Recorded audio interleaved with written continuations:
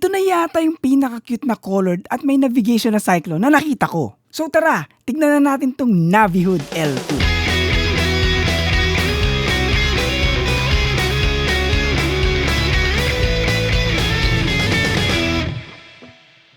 Navihood L2, ito na ngayon yung smallest GPS cyclo ng Maylan. So titignan natin kung ano ba yung mga features at nagagawa ng GPS cyclo computer na ito at paano nila naipagkasya sa small and cute package. Ang liit at ang cute at kung titignan, hindi ito yung typical na maliit na cyclo. Colored ito at may navigation-ish. So, tignan at talakayin natin itong Navihood L2 pero bago yan, tignan muna natin kung anong meron pag bumili ka. So ito yung box. Given na yan, pag galing Maylan, maganda yung packaging. Sa harap, yung mismong unit. Tapos nakasulat, Navihood L2 Color Screen GPS Navigation Bike Computer. Parang medyo lumayo na sila sa Maylan branding. Parang nagre-rebrand na sila into Navihood. Kahit yung website nila, Navihood na yung branding eh. Balik tayo sa box. May mga features lang naman sa gilid at sa likod. Yun lang naman. Buksan na natin. So ito na yung cyclo. Siyempre, knowing me, isasantabi muna natin yan at uunahin natin yung mga accessories na kasama. Siyempre, yung mga usual suspects natin, yung mga hindi nawawala sa package, ay itong handlebar mount. Yung mga rubber O-rings para malagay mo sa handlebar yung mount niya. Dalawang pares yan, maliit at malaki. Ikaw na bahala kung anong gagamitin mo. Siyempre, may USB charging cable, Type A to Type C, decent naman yung haba. Pero alam ko, marami ka naman yan na nakakalat. So pwede mo rin gamitin ang mga yon. At gawin mo na lang backup ito. Siyempre, may lanyard din.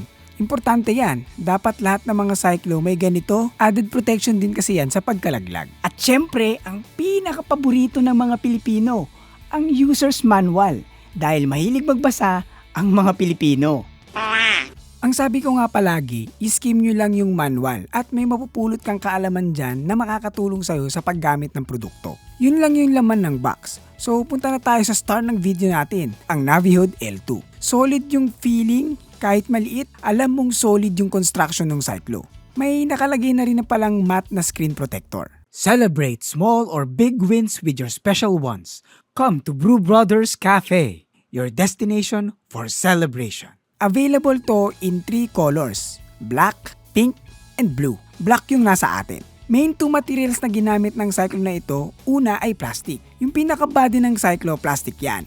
Pero good plastic naman. May pagkamat yung finish. Solid kahit maliit. At yung isang material naman na ginamit itong cyclo ay yung aluminum. At nilagay nila ito sa pinakamadalas masirang part ng isang cyclo. Yun ay yung mount. So iwas basag yan. At in case na mabasag yan, which I doubt, pwede mong palitan yan kasi nakabolt lang yan, so replaceable yan. Yung pinaka-dimension nitong L2 ay 6.9 by 4.8 by 2.4 cm. So sadyang maliit lang talaga itong Navihood L2. Kaya kung itatabi natin siya sa Navihood L1, makikita mo talaga yung size difference nila. At kahit itabi mo ito sa ibang cyclo, talagang maliit eh. Weight nito ay nasa 60 grams, so relatively magaan naman. Meron itong 6 buttons. Una itong power button at brightness button. So 2 function ang mga button na yan. Itong next 3 buttons, 2 functions din. Ito yung lap button at menu button. I-hold mo lang yan para sa menu. Ito naman yung start and pause recording. Ito din yung save pag tapos ka na mag-ride. Itong button naman na ito, pagpaparamihin mo yung data ng isang page. And last 2 buttons natin ay yung up and down button. So, alam nyo naman siguro yung function ng button na yan. Yung feeling pag pinindot mo yung mga buttons, meron siyang tactile feeling. So ramdam mo pag pinindot mo. Pero dapat pindutin mo talaga kasi minsan pag pinindot mo akala mo napindot mo na. Pero hindi pa pala. Kaya dapat medyo may diin ng konti yung pagpindot. Sa ilalim ng rubber flap na ito, nagtatago ang USB Type-C port. Medyo mahirap lang talagang buksan yung rubber flap. Pero it's a good thing. Para hindi basta-basta mapasukan ng tubig or dumi yan. Nandito pala yung speakers niya for alerts and beeps. Anyway, puntahan nga natin yung screen nito. Kita nyo naman siguro na color dito. 2-inch yung screen size niya. Given maliit yan. Maliit kasi yung unit. Ito nga pala yung isa sa mga cyclo na colored screen na ganito kaliit. Battery capacity nasa 1000 mAh. Claim nila nasa 25 hours ang battery life nitong Navihood L2. Pero syempre, plus minus yan. Depende sa use case mo. 2,000 kilometers of storage. Hindi ka na mabibitin dyan. Hindi mo agad mapupuno yan. Pwede ka naman magbura bago mo pa mapuno yung 2,000 km storage na yan. May password lock itong Navihood L2 na hindi ko sure kung bakit kailangan mong lagyan ng password. Siguro, para pag nawala mo, hindi magagamit ng ibang makakakuha. Pero, hindi ko talaga maisip bakit kailangan mo i-password lock yung cyclo mo eh. Pero itong password lock na ito, pag na-detect niya yung phone mo, kusang mag-unlock yan. Basta naka-pair sa app yung cyclo. Pero, ako, personally, hindi ko gagamitin yung feature na yan. IPX7 ang ingress protection rating. So, kahit mabasa at maulanan yan, goods yan. Connectivity naman tayo. Normal naman na BLE and ANT Plus ang connectivity ng mga cyclo ngayon. So, makokonek mo dito yung mga sensors like cadence at speed sensor. Pati yung cute eye smart taillights nila, pwede mo i-connect. So magagamit mo yung automatic turn signal pag nagna-navigate ka. Kahit ibang brand ng mga sensors, gagana dyan. Basta gumagamit ng BLE at ANT Plus protocols, okay yan. Pero baka may magtanong, kung kailangan pa ba ng mga sensors para magamit yung cyclo na to? Hindi naman. Kasi GPS naman ito, so magagamit mo yung cyclo kahit walang sensor. Mas magiging accurate lang yung mga data pag may sensor ka. Pwede din pala yung mga electronic shifting tulad ng SRAM access at Shimano Di2. Okay, tignan natin yung pinaka-GUI nung Navihood L2. So pag binuksan mo ito, lalabas yung Navihood logo. Tapos, retso na agad yan sa mga pages. Up to 13 pages daw yan, sabi ng Navihood. Though, yung default niya, 9 lang. Pero ako, pag gumagamit ng cyclo, parang 3 hanggang 4 lang na pages ang nagagamit ko. So, you can cycle sa mga pages gamit yung up and down buttons. Tapos, every page, pwede mong padamihin yung datas gamit yung button na ito. Pero sa ibang page, iba din yung function niya. So, magva-vary kung nasaang page ka kung anong function ng button na ito. Then, to navigate the other menus, kailangan mong i-hold yung button na ito. Tapos, lalabas na yung ibang menu like yung sinigang, adobo, hindi, charot lang. Ang lalabas na ibang menu ay record, connect, setting, training, and routes. Sa record, makikita mo yung mga past rides mo. Sa connect, pwede kang mag-connect ng mga sensors mo like heart rate, power, radar, smart lights, temp sensor, etc. etc. So, pag na-connect mo na yung mga sensor mo, dyan mo makikita yan. Then, sa setting, syempre, guess nyo na yan, nandyan yung mga setting para sa cyclo mo. Hindi ko na isa-isahin yan.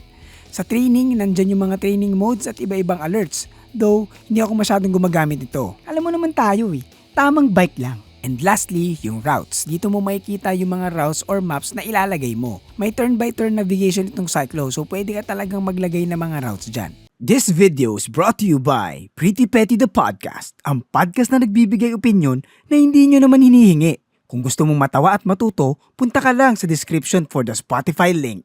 Every cyclo may app yan na kailangan mong i-download para mas ma-maximize mo yung function ng cyclo mo. At pwede mo ding masync yung Strava mo or Training Peaks pag na-connect mo yung cyclo sa app. So download mo yung Navihood app. Yun yung dating Mailan. Feeling ko talaga nagre-rebrand na sila eh. So pag na-download mo na yan, pwede kang mag-add ng unit. Syempre i-add natin yung Navihood L2. Tapos ipaprom ka niya na pipindutin mo yung button na ito para mag-pair. Tapos connected na yan. Pwede mo nang iset yung mga basic setup like brightness, yung password setting na hindi ko gagamitin, yung GPS, pwede mo ding iset dyan. So, dahil Southeast Asia tayo, GPS plus Beidou ang pipiliin natin. Pati yung mga notification, pwede mong iset dito. Yung display mode, pwedeng automatic. So, magbabago yung display depende kung gabi or umaga. Pwede mo ding iset manually kung day mode or night mode. So, marami pang basic setup na pwede mo i-customize dyan sa basic menu. Pero, punta tayo sa workout mode or page setup menu. Nandito yung mga pages na pwede mong i-customize kung ano yung mga nakalagay, kung gaano kadami every page at kung gaano kadami yung mismong mga pages, pati yung arrangement nun. Depende pa yung set ng mga pages na yun kung nasa road ka, gravel, mountain bike. So every workout mode pwede mong i-customize. Anyway, marami pang ibang menu like profile, workout mode na matututunan mo din pag bumili ka nitong Navihood L2. At dahil meron nga itong standalone navigation, pwede kang gumawa ng mga routes sa apps tapos isend mo dito sa device. Madali lang naman matutunan ng paggawa ng routes eh. Madali mong ma-figure out yan. At kung may GPX file ka naman, kunwari galing sa tropa, pwede ka din mag-upload sa app papuntang cyclo. So, kung gagamitin mo yung navigation niya, punta ka lang sa menu by holding this button, tapos navigate to routes, tapos piliin mo na yung route na niload mo. Then, pwede ka na mag-ride with navigation. Pero, ang navigation nito ay turn by turn lang. So, kung titignan, may arrow lang na magpapakita ng direction kung saan ka liliko o kung saan ka pupunta. And then, sa taas nun, kung gaano kalayo yung distance bago ka lumiko. In my case, usable naman, dapat lang na-advance ka lang mag-isip. Kasi hindi naman on the dot yung distance na yan. May certain delay yan. Talagang guide lang siya sa pagliko. So, pagkaliko mo, kita nyo naman nagpalit yung distance kasi meaning ganun kalayo yung next na liko natin. Madali namang intindihin yung turn by turn navigation. Pag nagkamali ka naman sa liko, sasabihin niya naman sa'yo na kailangan mong bumalik. Kung nasanay ka sa may map talaga, medyo may learning curve ng konti pagdating sa turn by turn tulad nito. Pero, usable naman yan. Makakatulong yan kung ligawin ka tulad ko. Wow! Ligawin! Anyway, pag lumipat ka pala ng page at naka-on yung pop-up ng turn by turn navigation, medyo nakaharang siya sa ibang data. Kaya ako, in-off ko yan. Kung kailangan ko yung navigation, sa page mismo ng navigation ako mag-i-stay. Ang masasabi ko lang sa navigation, meron kasing page na ganito sa Cyclo. Yan, may water mode na map. Pero itong water mode na ito, pinapakita niya lang kung nasan ka nang galing at yung mga nadaanan mo na. Hindi yung mapa na susundan mo. Turn by turn pa rin yung guide mo sa navigation. Weird. Sana, sa mga susunod na firmware updates, ganito na lang yung gawin nila sa navigation, yung naka-water mode. At least, makikita mo na yung lilikuan mo kesa sa turn by turn, di ba? I think, mas usable yan kung ganun. Kaya naman nilang gawin na may water mode sa graphics eh. Well, tignan natin kung anong ang mga pwede nilang gawin sa mga susunod na firmware updates. Naghahanap ka ba ng bagong bike? Meron tayong 500 peso off discount pag bumili ka ng bike or bike frames dito sa website ng RD Cycles. Alam ko madalas free delivery pa sila nationwide. So huwag kalimutan ilagay mo Forever Bike Noob sa checkout para sa 500 peso off discount. Nabanggit ko rin pala kanina na pwede kang magkabit ng radar sa Cyclo na ito. So makikita mo dyan yung sasakyan kung may padating. And nakikita nyo din na nakakonect yung heart rate monitor ko at power meter. So nagpo-put up siya ng data. Kahit ibang brands yan, you can connect dito sa Navihood L2 natin. So okay din itong Navihood L2. Kung mahilig ka sa mga cute size na bagay, perfect para sa'yo itong Cyclo na ito. Colored and packed with features na magagamit mo for your daily bike adventures. Sa ngayon, dahil relatively new itong Cyclo, wala pa akong nakikitang link. But, pag may nakita ko, lalagay ko na agad sa description yon. Nasa around $99 to, so mga 5K yan, in peso. So kung gusto mo ito, abangan mo na lang yung link kung makakapaglagay tayo. At nasa description din pala yung Facebook ko at Instagram. Follow nyo naman ako dyan. Lalagay ko na rin yung Strava link ko sa baba. At ilalagay ko na rin yung link ng music channel ko. At kung hindi ka pa nakasubscribe, ano pang inaantay mo? Mag-subscribe ka na para sa mga susunod na videos gaya nito. Ako nga pala si Nat na nagpapaalalang manatiling bike no babang buhay para tuloy-tuloy lang ang pasok ng kaalaman. Alam! Ngayon talaga nag-iingay yung mga pusa.